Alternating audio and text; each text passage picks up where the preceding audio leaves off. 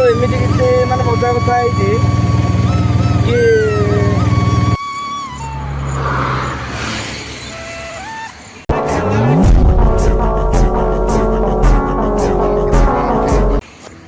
ତ ହର ହର ମହାଦେବ। ତ ମୁଁ ଏବେ ଆସିକି ପହଞ୍ଚି ଯାଇଛି ଗୋଟବାଟଣା। ଗୋଟେ ଭଡ଼ା ନେଇକି ଆସିଥିଲି ତ ଦେଖିଲି ବର୍ଷା ହେଲା। ତାପରେ ପଛର ଭିୟୁଟା ଦେଖିପାରୁଥିବେ କି ଭଳିଆ ମାନେ ଅଲଗା ପ୍ରକାର ଭିୟୁ ଦେଖନ୍ତୁ।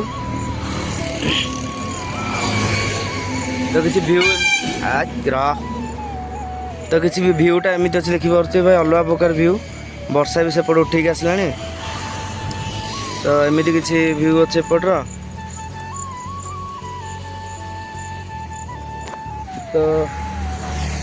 ତ ମୁଁ ଭାବୁଥିଲି କି ମୁଁ ଏବେ ଟିକେ ଘର ବ୍ଲଗ୍ ଡେଲି ପକେଇବି ବୋଲି। ତାପରେ ଆପଣମାନେ ସପୋର୍ଟ କରୁନାହାନ୍ତି ଆଗ ଅପେକ୍ଷା, ଏବେ ସପୋର୍ଟ ବହୁତ କମ୍ ଅଛି। ତ ଏବେ ଚାଲନ୍ତୁ ଘରକୁ ଯିବା, ଭଡ଼ା ଆସିଥିଲି ତ ଏବେ ଘରକୁ ଯିବା। ଘରକୁ ଯାଇକି ଦେଖୁଛି ଆପଣମାନଙ୍କୁ କ'ଣ ହେଉଛି। ତ ଏବେ ରେଗୁଲାର ମୁଁ ଭାବୁଛି ଘର ବ୍ଲଗ୍ ପକେଇବି। ହଉ, ଆଉ ଲେଟ୍ ନ କରି ଚାଲନ୍ତୁ ଯିବା ଘରକୁ ଗଲା ପରେ ଦେଖିବା ସର କ'ଣ କରୁଛି। ବୋଉ ବାପା ଆସିନାହାନ୍ତି ତ କାମରୁ, ଆଉ ଆମ ଝିଅ ତ ପଳେଇବଣି ସ୍କୁଲ ଏବେ। ହଉ, ଆଉ ଲେଟ୍ ନ କରି ଚାଲନ୍ତୁ ଯିବା ଘରକୁ। ତ ଦେଖିପାରୁଥିବେ ଏମିତି ମୋ ଅଟୋର କିଛି ହାଲତ ଅଛି। ବର୍ଷାରେ ପୁରା ଘାଣ୍ଟି ଗୋଳି ହେଇଯାଇଛି ଅଟୋ। ଧୁଆ ହେଇନି ମ୍ୟାକ୍ସିମମ୍। ଦେଖନ୍ତୁ ପଛଟା ଦେଖନ୍ତୁ ତାର।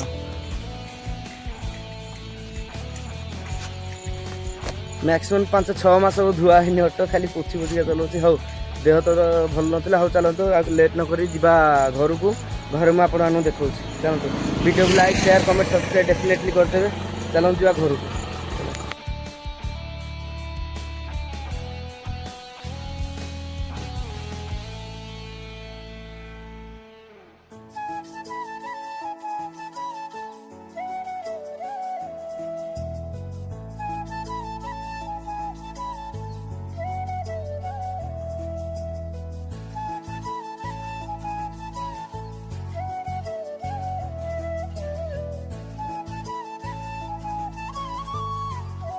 ତ ଏବେ ଶ୍ରାବଣ ମାସ ବି ଆସିଲାଣି ଆସ୍ତେ ଆସ୍ତେ।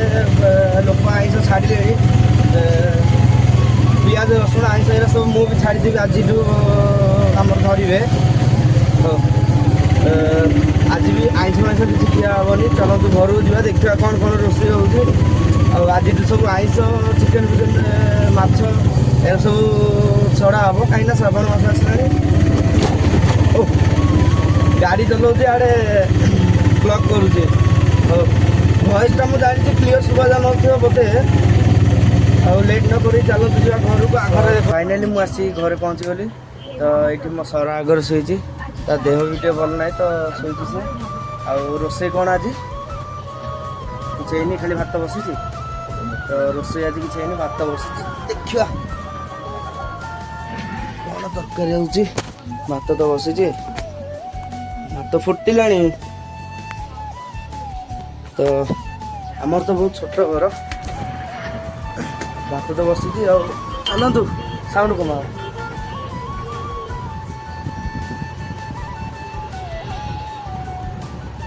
ଭାତ ତ ବସିଛି। ବୋଉ ବାପା କେହି ଆସିନାହାନ୍ତି। ବାପା ତ ଆସିଲେଣି, ମଣ୍ଡପରେ ଅଛନ୍ତି। ଆସିକି ଖାଇଗଲେ। ବାପା ତ ଆସିକି ଘରେ ଖାଇକି ଗଲେ। ଉପମା ହେଇଥିଲା। ତ ବୋଉ ଆସିନି ଏପର୍ଯ୍ୟନ୍ତ ତା ଡ୍ୟୁଟିରୁ ତାର। ହଉ, ସେ ବୋଉ ଆସୁ, କ'ଣ ତରକାରୀ ହେଉଛି ମୁଁ ଆପଣଙ୍କୁ ଦେଖାଉଛି। ରୋଷେଇବାସ ତ ଏବେ ଭାତ ବସିଛି, ତ ତରକାରୀ କ'ଣ ହେବ ମୁଁ ଦେଖୁଛି ଆଉ। ହଉ, ଆଉ ଲେଟ୍ ନ କରି ଚାଲନ୍ତୁ ଯିବା ପଡ଼ିଆରେ। ଟିକେ ଚାର୍ଜ ତ ନାହିଁ, ଚାର୍ଜରେ ବସେଇଦେବା। ତାପରେ ବୋଉ ଆସିଲା ପରେ ମୁଁ ଆପଣଙ୍କୁ ଦେଖାଉଛି ଆଉ। ଚାଲନ୍ତୁ। ତ ଫାଇନାଲି ଏବେ ଗାଧୁଆ ପାଧୁଆ ସରିଲା ସବୁ।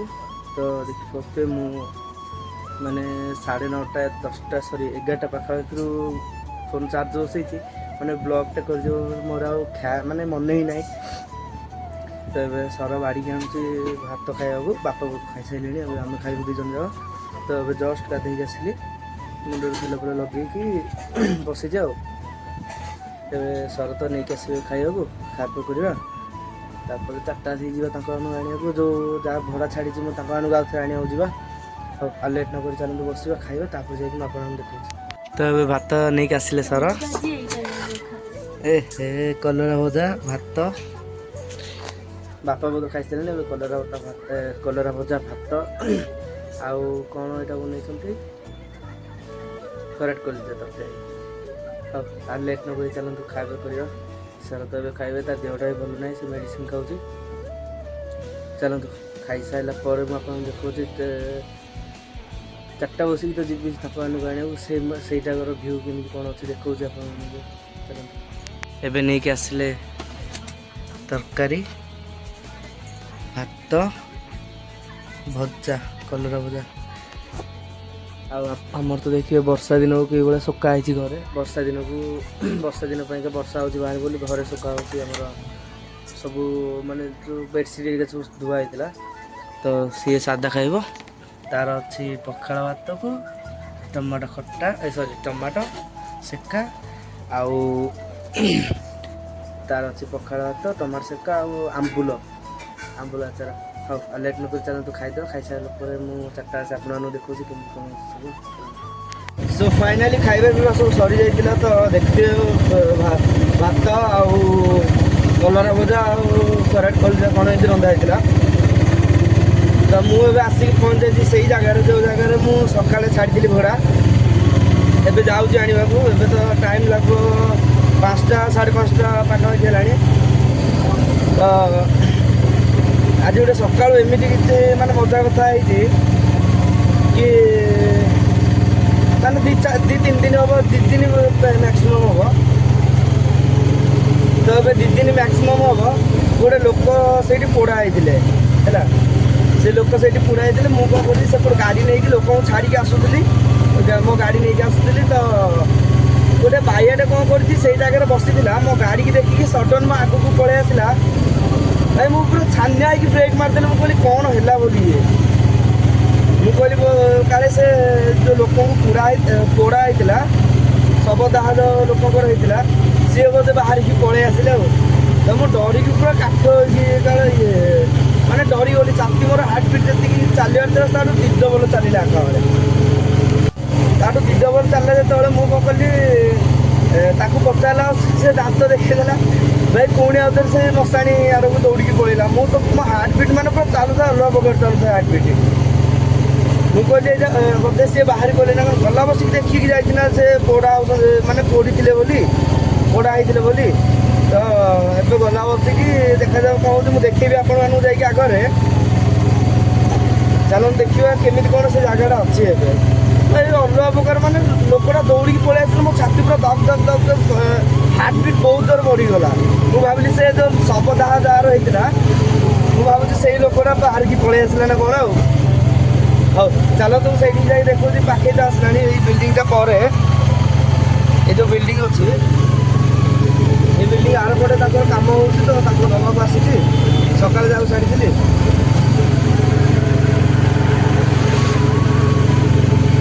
ମୁଁ ଦେଖେଇବି ସେଇଠିକି ଗଲା ପରେ, ମୁଁ ଦେଖେଇବି ଆପଣଙ୍କୁ। ଚାଲନ୍ତୁ।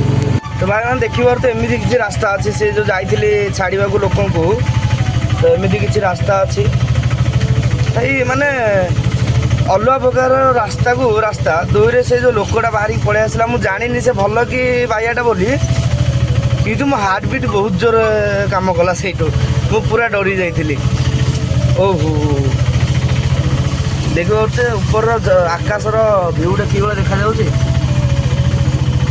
ତ ରାସ୍ତା କିଛି ଏମିତି। ଚାଲନ୍ତୁ ମୁଁ ସେଇଠିକି, ତ ଲୋକ ଆସିଲେଣି ମୋର, ଆସ୍ତେ ଆସ୍ତେ ଚାଲିକା। ସେ ଆଗରେ ଏଇଠି ଲୋକ ଆସିଲେଣି, ମୁଁ ଯେଉଁ ଲୋକଙ୍କୁ ଛାଡ଼ିଥିଲି। ତ ଏମିତି କିଛି ଭିଉ ଅଛି, ଅଲଗା ପ୍ରକାର ଭିଉ। ତ ମୁଁ ଯେଉଁ ଲୋକ ଛାଡ଼ିଥିଲି ଏଠି ଆସିଲେ, ବର୍ତ୍ତମାନ ଆସୁଛନ୍ତି।